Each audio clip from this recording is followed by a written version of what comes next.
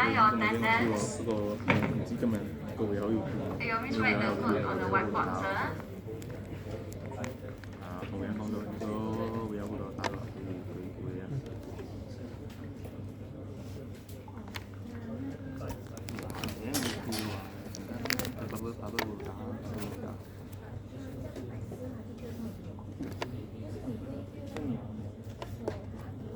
Chapter 6. So we are still in chapter 6, lighting. The last part we will finish. So last week we did see what is colors. Colors. Okay, and what happens when the light strikes on the objects. Okay, reflection, absorptions, and reflections. And then we see the three basic lights: OpenGL, ambient, diffuse, and specular. And then we see the steps, how to perform lighting in OpenGL. So this one we will do in practical 6 later. So this week everyone will finish practical 5. Okay, then we will start practical 6 next week. And then we will see what is normal. So the 90-degree perpendiculars, okay, from your object's face. So in OpenGL, you just have to call GL normal, 3F, to assign the normal either to the surface, each of the surface, or each of the vertex. So by default, it will be only attached on the first vertex. So that's why we have the 3C grading. Then we see how we calculate the reflection coefficients, okay, for the 3 lights. Yes, sir. Okay, for the ambient lights, diffuse lights, and also specular lights. And then your miss is stopped here last week. Okay, where we calculate the reflections for our specular lights. So it's similar with your diffuse lights. We have the cosine of your angle. Okay, the normal angle here. Okay, then you adjust the exponential value. Okay, it will determine the shininess of the objects. Okay, the amount of the specular lights. Okay, so the smaller the values of your f, okay, the reflection will be very high. Okay, if the value of the f is bigger, okay, then the reflection will be less. Not so shy, you can see this part. And this one, that is the third step. Okay, on your OpenGLs, where we want to apply materials to the objects itself, the surface property. So if your object surface, you apply different types of material, okay, then it will look different. You can see here. Okay, so to specify which material to apply, so in your OpenGL, we use this gel material, FV. Okay, F is the float, okay, V is the vector. Okay, that represent the 3 values, okay, of your intensity. Okay, last time in the light is the intensity of the light. So here will be the colors of the material, okay, your RGB. Okay, so your material, you can specify whether you want to use ambient material, diffuse material, or specular material. Okay, so it will be very shine on the ambient materials. So diffuse one will be absorb more of the light source, so it will look dark. Duration. Okay, we will compare this and do in the practical later. Then when you apply material, you can specify which face, either front face or the back face of the material that you're going to apply. Like your sphere here, if your camera or your viewer never zoom inside the sphere, then you just apply on the front face is enough. Okay, so if your view is inside the sphere, then you apply on the back face. So if your view go inside the sphere and outside the sphere, you can also see. Then you apply to both front and back face. So remember, this is lighting. Involve a lot of calculations of the normal. So if you apply the material to more faces, means more expensive, more calculations. Okay, performance is the issue. Okay, if your view never go inside the sphere, so you apply to the front face is enough. Okay, So the command detail we will do later. Okay. So the last part of chapter 6 is about the tree shading. Okay, the tree shading, okay, flat shading, Gorak shading, and Pong shading. Okay, so you compare with the apple there. Okay, what is flat shading? So the most simple way to shade your polygon. So it's determine how you actually attach your normal.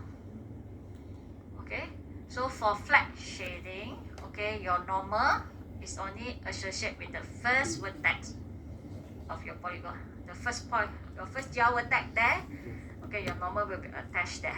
And then the whole polygon will use that one vertex to calculate with the effector, with the lights. Okay, so you can see the apple here. Okay, this is apply flat shading. So all the pixels in the polygon are shaded the same. So whole thing looks same one, same colors. So flat shading last time we did test is only support single color. Okay, single color. And same thing, your lights, the effects of the light, it will look same. The whole polygon, like it look bright, the whole thing look bright. It look dark, whole thing look dark. You won't see the gradient effect. Okay, that's flat shading. So this one is the fastest one. Okay, the quick ways. Okay, but somehow if fast means your quality, you have to sacrifice your quality. Okay, so you have limited realism. Okay, you can see formula.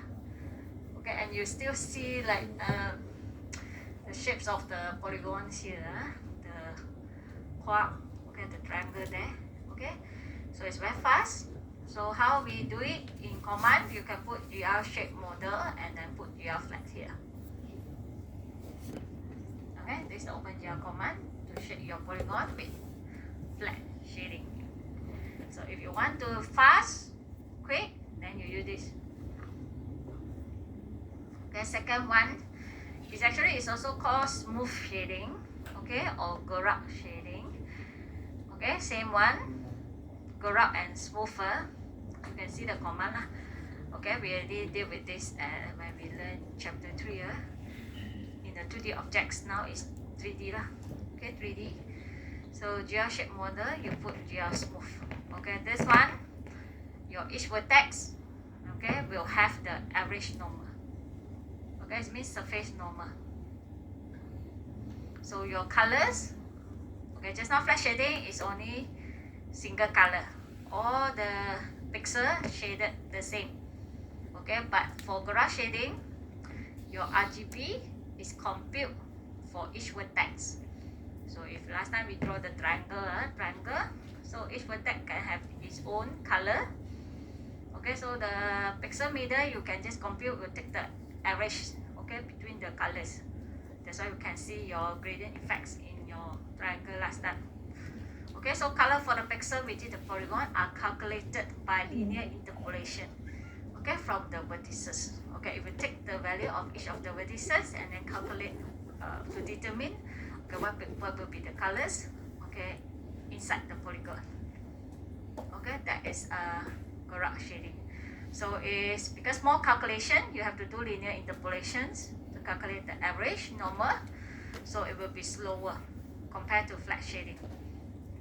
Okay, but somehow it will give you better, okay, better appearance, smoother appearance across the polygon. Okay, so you can see here, compare this apple, this is smooth shading, this one flat shading. Okay, so you can see is red color, and then here bright, and then you can see a bit dark here. Okay, here look darker. Okay, from brighter look, come here, look slowly become darker.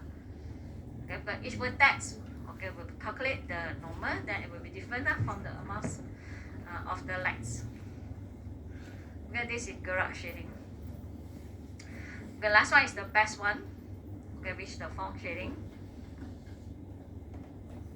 Okay, so in smooth shading, is take the average normal. Okay, each of the vertex you take the average normal, then you get your surface normal to do the lighting. Okay, for the shading. But for Pong shading, so each vertex, Okay, each vertex you also put the normal there. Okay, and then your pixel okay, your normal for pixel. Okay, each of the pixel also need to calculate the normal within the polygon. Okay, and your pixel, normal pixel is calculated by the linear interpolations from the vertices. And your color, last time your colors in the Gouraud shading is only compute okay with the average vertices. But this one, your color is compute for each pixel. Okay, and you consider your normal for each pixel as well. Okay, it's much more, it's the slowest one. Okay, but it gives you the best, okay, the smoothest appearance, the best result. And compare that with the Apple here, it will remove some of the artifact as well. Okay, this one will need a lot of work, sir, because you have to use your GL. Every GL vertex that you have, you also need to put GL normal there. You have to attach your normal to each of the vertex and more calculation. Okay, Gouraud shading. So each surface, okay, if it is a quad, so you have 4 vertex. Okay, you only put 1 GL normal. So if you are a cube, you can come back to this one. Okay, the one with the normal. So you see the green color. So you attach 1 normal using GL normal to each surface. Okay, it's quad. So you only have 6 normals here. 6 GL normal for a quad. Okay, that one is Gouraud shading. Okay, so if each of the point, you have 8 points here, you also put GL normal 3F. Okay, each of the vertex, that one will be point shading. So if you didn't put any GL normal, the default one, okay, then you will see later in your lighting. Okay, the whole thing will change color, that will be flat shading. Okay, so these are the 3 shading. Okay, flat, Gouraud, and also point shading. Okay, with this, then we done chapter 6, lighting. Okay, we end. Any question on chapter 6?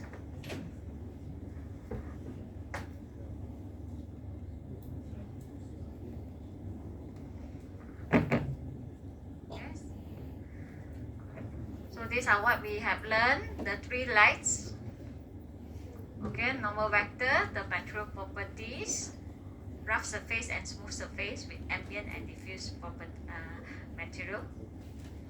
Okay, last part will be the object shading, the 3 shading. Okay, pop, Gouraud, and flat. So done chapter 6. Next question.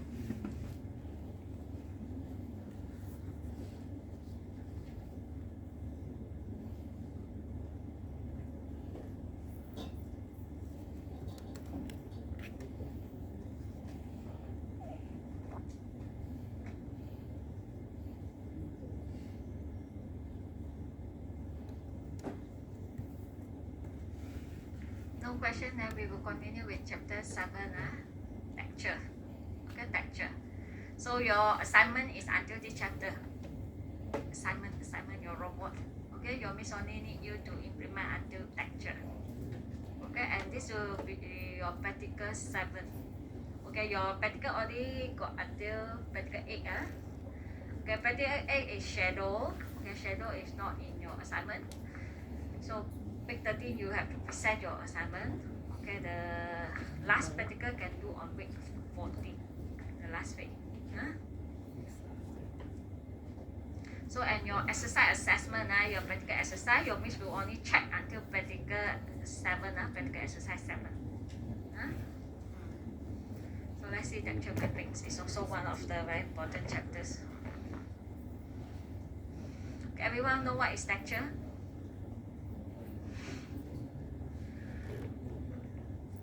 That's the first question here. Okay, what is texture? Okay, we will see what is texture, and then we look at the types of the textures. Then we will see the mapping methods. Okay, so we actually cover a lot here, but based in your practical, we don't have much time. So you will just do a normal texture mapping enough. You are not doing the environment mapping and also pump mapping. Okay, these are the mapping methods. Okay, so in the practical, your miss will teach you normal 2D texture mapping, and then that is the one that you're going to implement in your assignment. Okay, so no need to do environment and also the pump mapping. Okay, skybox is optional, no need. Okay, but some of you can see like your assignment sample that you will show your senior got do skybox. Okay, that one is extra thing. You finish your robot first and make sure you texture the whole robot. Okay, before you go and do those extra features that are optional. Okay, last part will be the texture mapping with OpenGL. Okay, so see the theory part, then later we will do in our practical 7. So what is texture mappings? Okay, texture itself is the images lah. Images, then you're going to apply, put on the polygons. Okay, now you already can draw your polygon, your primitive shapes. Okay, you can draw your cube, your sphere. Now you want to put image onto this polygon in order to make it more realistic. You can see here the hand. Okay, the human hands. Okay, there's no texture yet. Okay, you see all the polygons. Okay, then you apply image. Okay, then texture. Okay, so now you know why we need two textures. You can have very realistic graphics. So with textures, then you can have lots of movies. Okay, this one your assignment, Pacific Rim robot. Okay, let's see what is textures. Okay, texture is an image. Okay, and your image is represented by array of pixel. Okay, array of pixel data.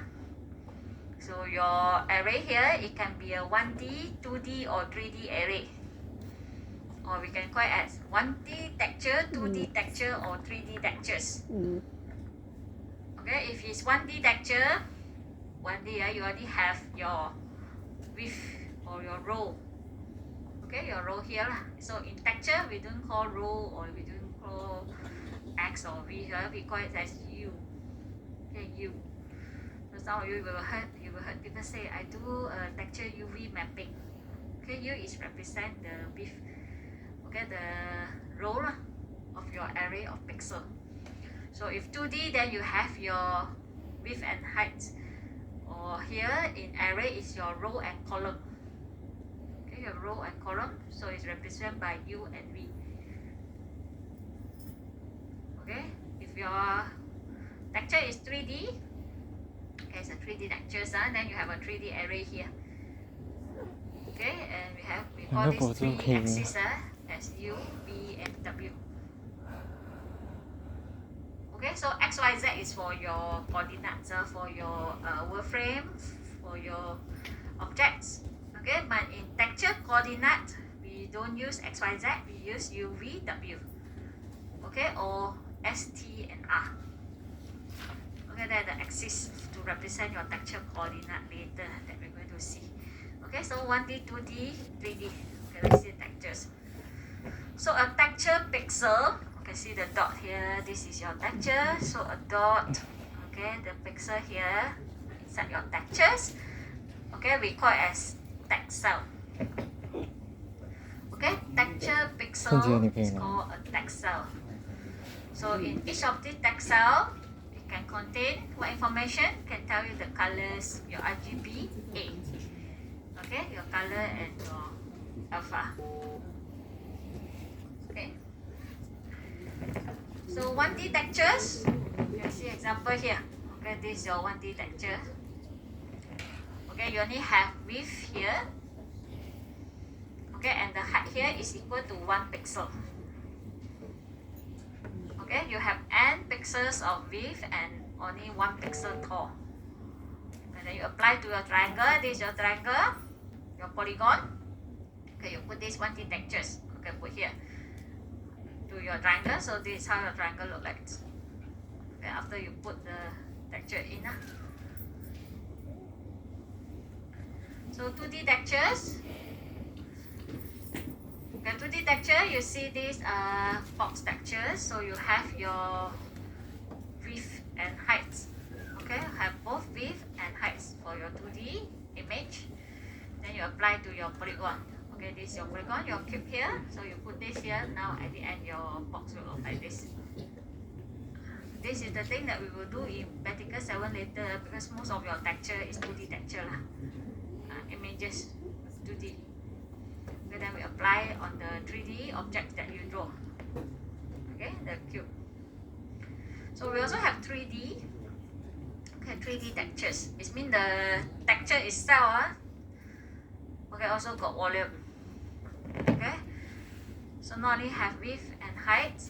Okay, it's also have the depth. So if you put this volume texture into your flat surface, you can see the object surface is actually 2D. It's a 2D polygon. But you put a 3D texture inside, you can see the surface look 3D. Okay, it's just like the sculptures. Okay, on the statue, on the surface. Okay, this is 3D textures. So you apply here, you can see it look 3D. So this one need more job so your miss will need teach you 2D lah. Don't need to find 3D texture. Okay, in the practical. So we will look into detail on 2D textures. Okay, 2D textures. Okay, you will also do this. Okay, to use your image because most of the images that you find. Okay, most of the images that you find online or you take photo is also 2D. So you have to put in your polygon there. Okay, so problem happens.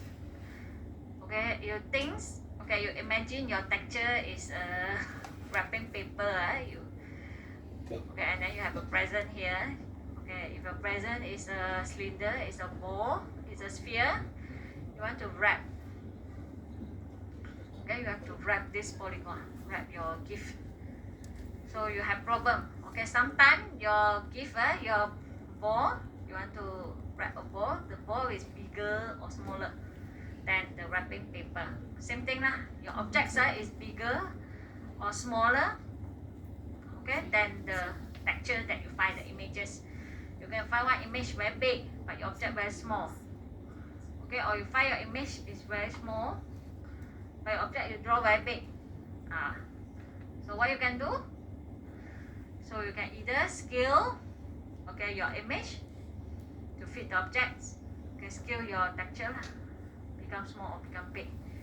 Or you go and buy more wrapping paper. Okay, you count, repeat. Okay, if the object is too big, then the texture size is small, you go and repeat. Okay, this one is wrap mode. Wrap mode, how you going to do the texture map. Okay, you can wrap or repeat down the objects with the number of copies of the image. Repeat lah. So typically in 2D textures, okay, 2D textures, we have the 3 use of the mappings here. Okay, we call it as plane mapping. So if your polygon is flat, it's a plane like your triangle, and your quad, flat surface. So it's very simple because your image is also flat, 2D you just map. Okay, what happens, like just now we give example, if your object is a cylinder or is a sphere. Okay, how you go and buy one football you want to give to a friend, you go and buy wrapping paper, how you going to wrap the football sphere. Okay, same thing lah. So we have plane maps, cylindrical maps, and spherical map. You see the same textures, same texture. So this is how after you do a plane mapping, okay, on the cube. Okay, then this one is how you map the same textures on the cylinder. So we have the formula lah. Okay. Okay, how I'm going to put a 2D textures onto a 3D objects. So since your texture is 2D, okay, you only have your U and V. So we will directly map to your object X and Y. Okay, X and Y. Okay, so we will just don't see the Z. Okay, for the 3D objects when we do texture mapping. Okay, if your texture is 2D. So if your texture is 3D, and just nice lah, if your 3D object, your X, Y, Z, so your U you map to your X. Okay, your V you map to your Y. Okay, and your W you map to your Z. Okay, but now your texture is only 2D, you only have U and V. So you will just map to your X and Y lah. Okay, so this the table is a 3D objects. So your texture is 2D, you just drop the textures onto your table there. Then you can see after mapping, this is how it looks.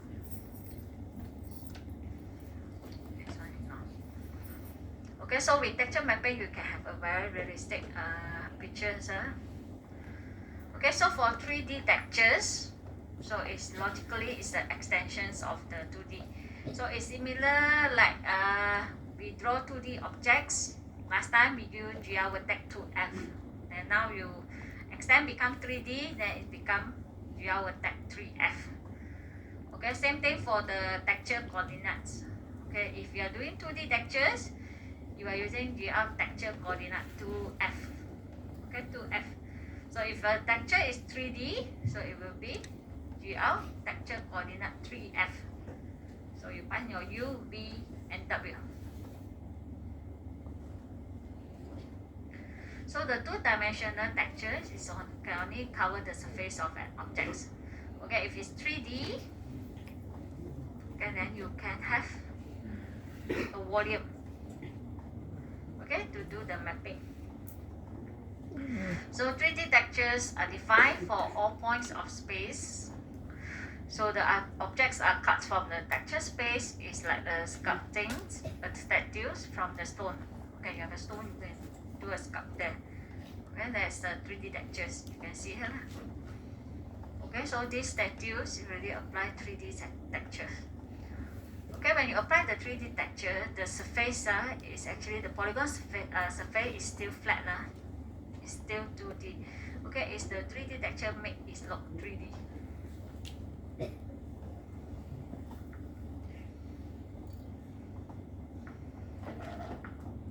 Okay, so other than U and V, the texture coordinates, okay, some of you will see this one because it's taken from the books.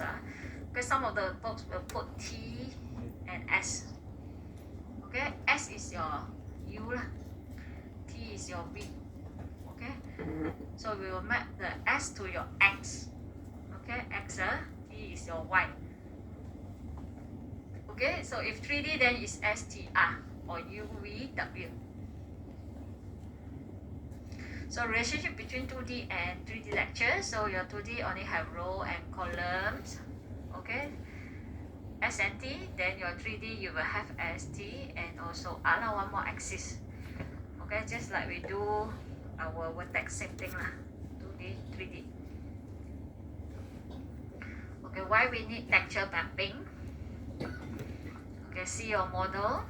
Okay, it's come up with the polygons here. Okay, then you add in, okay, fill polygon with the shading, with the lighting. This is how it look. And then this one you add in textures. So at the end you can have a very realistic model. Okay, with texture mapping. Okay, so it's cheaper to do texture mapping compare that you go and draw many small polygons on the surface. Okay, in order to create the effects. You see the teapot here. Want to achieve this, I'm going to model a lot of tiny, small polygon here and there. That one is very expensive because you draw many polygons. The more polygon you draw, more vertex, the more expensive. Okay, more calculations. Compare, you just put texture mapping. Okay, which is much more easier and also cheaper. Okay, and also the limitations of geometry modeling. Okay, any of you last time draw the windmill, you want to draw your background, same means how to draw the crowd. Your moving crowd in your windmill there, you draw 3 circles. Okay, you only draw 1 crowd. Then how you going to draw the whole sky? Got many crowd. Okay, and then last time your windmill will miss say your field, you just put green color enough. And you want try to draw the grass. How to draw this grass? If you use polygon, how many polygon you want to draw this? You cry. Miss give exercise, draw this grass using polygon. Then you say whole semester, Miss I also cannot finish. Use for loop. Can use for loop. But how many? Okay, so although your graphic card can render over 10 million of polygon per second. Because now PC very powerful already, your graphic card very good. Okay, but this number is still insufficient if you only pure to use geometry primitive to draw all these phenomena, like the skybox. Okay, skybox, you want to draw the whole sky using polygon or draw the whole grasses, okay, field. Okay, example here, clouds, grass, skin. Okay, skin got here. This human skin. So this one, human skin. Very old. A lot of wrinkles there. You see? Okay, how are we going to draw this? With polygons. How many polygons you want to draw? Very time consuming and it's also expensive. Okay, so rather than draw this, go take pictures. Go take picture the sky, go take picture the grasses, go take picture the skin and then apply. Okay, easy, faster, cheaper. Okay, to solve the texture mapping. Okay, increase realism. Okay, to solve the limitations of the geometry primitive, and it's also much more cheaper. Okay, compared to you actually draw many tiny polygon. Okay, this is the benefits why we need to use texture mapping. Okay. Okay, now we have one case study here. Okay, so your miss asks you to draw an orange. So what you guys will do? Draw one sphere, then color orange color. Miss, this is orange. This is what you guys will do lah. Okay. So if your miss asks you exercise, come now. Next week give me one orange. This is I expect we'll get for all you guys. Just give me one orange color spheres. Okay, this one is better than you guys got lighting there. You guys haven't learned lighting. Okay, you will just draw one sphere and then you put your use sphere and then you put orange colors. Okay, this is too simple and it's not really realistic at all. Okay, not realistic at all. This one what is do? Okay, this one if you are hardworking, then you will replace your sphere with a more complex shape. Okay, you go and do a lot of small polygon here and there. Okay, to show the effects of the small dimples on the orange skin there. Okay, this one take too many polygons and also too much time. Okay, in order to produce this orange, this effect, okay, which is not feasible in terms of your time, your performance. Also, okay, it's very expensive. So that's why the most easier way, Okay, go to your fish, take out an orange, take the pictures of the skin of the orange, then you apply onto your sphere there. This is the picture you take of the real orange. Then your sphere, then you put it in there. Okay, take a picture of a real orange, scan it and paste onto the simple geometry model, which is your sphere. Just do texture mapping, then you can give me very good, very nice orange.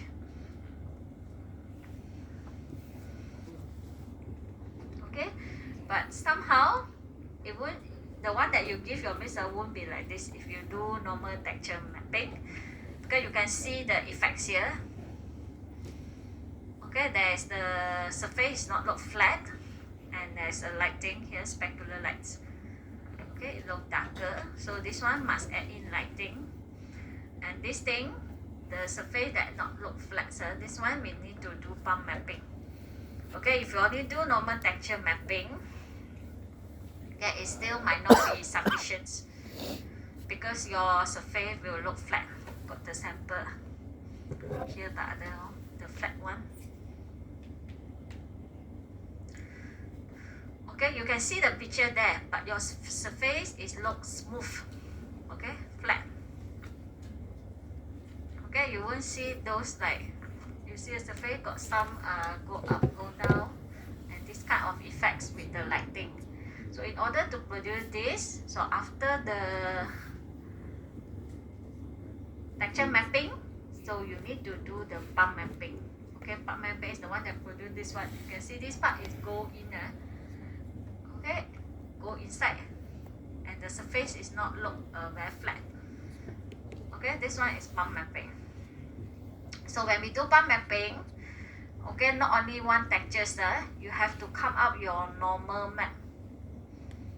Okay, calculation of the normal, okay, map, in order to produce all these results. So you need to change the local space to calculate the normal, and then use more than one textures. Another one will be your bump textures in order to create this result, that so that your surface after texture mapping is not look so smooth. So for your assignment, your miss just need a normal texture mapping enough. Okay, no need to do bump mapping. So that's why your robot no need to have the surface that is look like this. So smooth is enough. Okay, because you have to come out your normal map. It's too much job for you guys. Okay. Okay, 3 types of mapping. We still got 10 minutes. Do I have enough time? This one I only can half because I need to stop.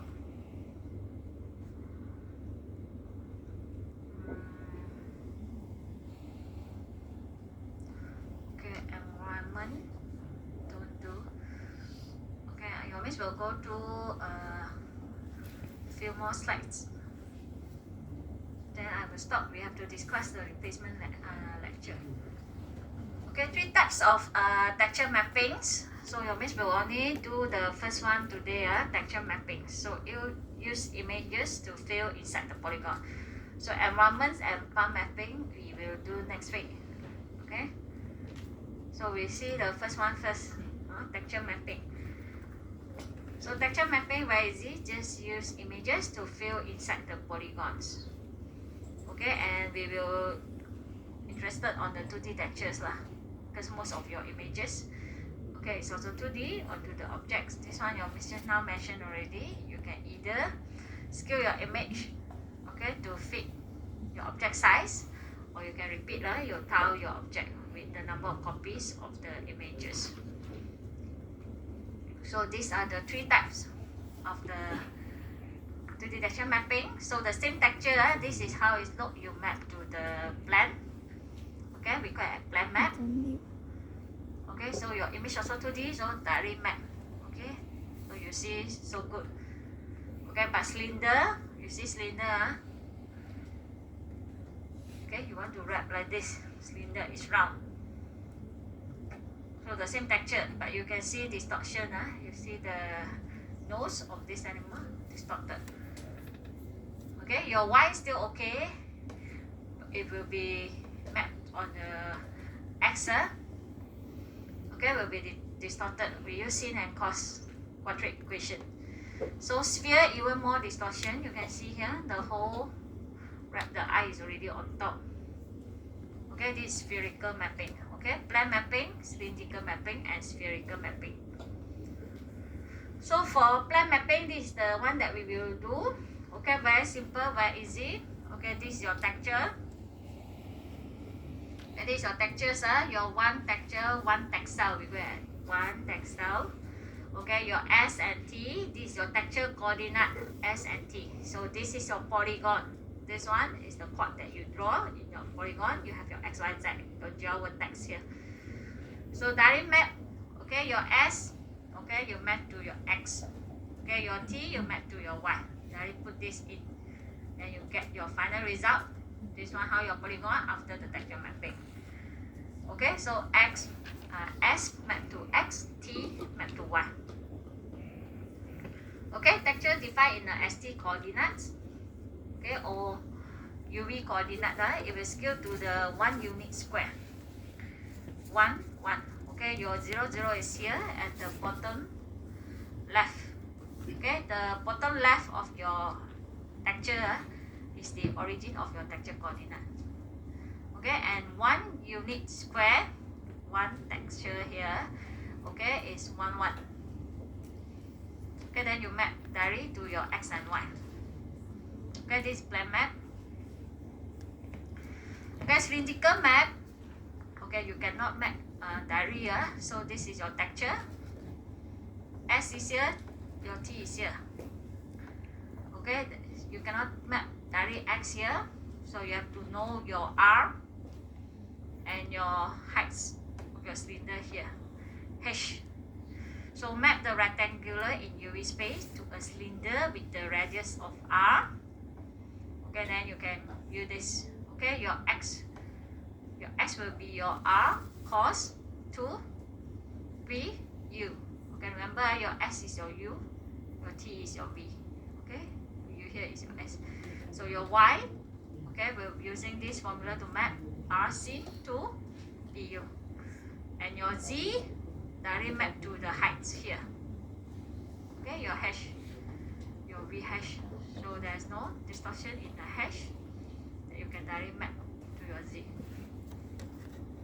Okay, so don't worry, this formula. Okay, in OpenGL you no need to declare. Okay, because you use GLU to draw your cylinder. So in the GLU library already have the functions for you to do the mapping.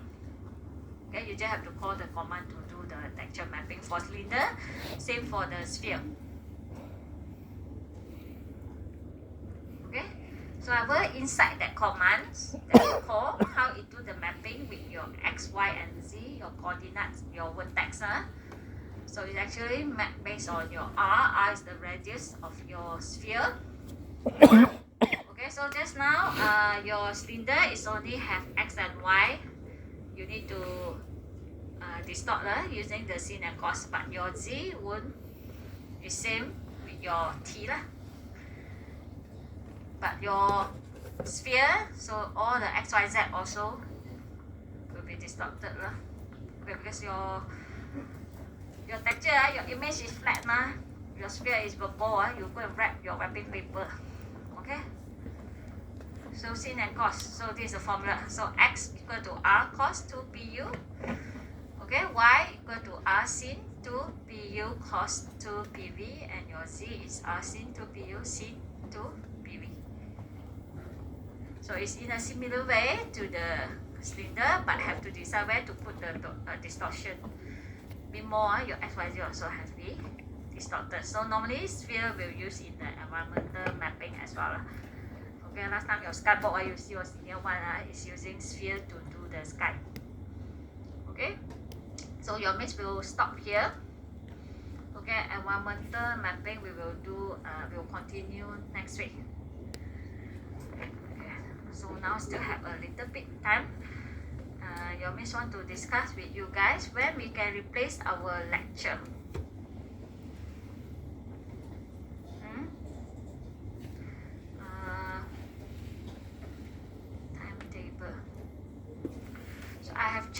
your timetable for your group.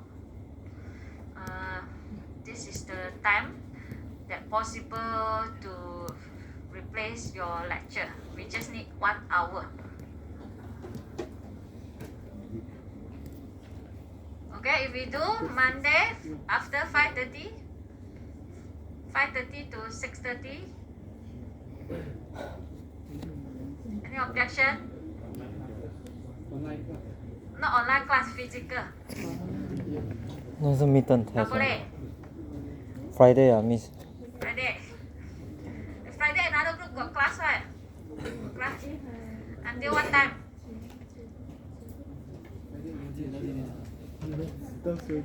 That's why just now got student mention me that few of them got elective one or they got class until 1. So this one tak boleh. This one tak boleh. You give me time. All the 4 group class rep here.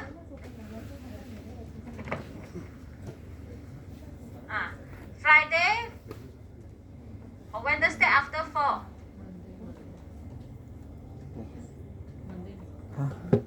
Wednesday 4 to 5. 4点再去学。还要考 midterm 呢。 Hey, you're so quiet, faster. If we need to replace 3 lectures, 还有 midterm 呢。 Labor Day, Hari Raya, lecture, the Monday, holiday, so short. 1点 Have 半 to 6点半开 replace 始 back. 了。 Cannot, tak boleh. Cannot. You give Where us got 3 100 hour can I free? don't? Night Tuesday. 6 to 9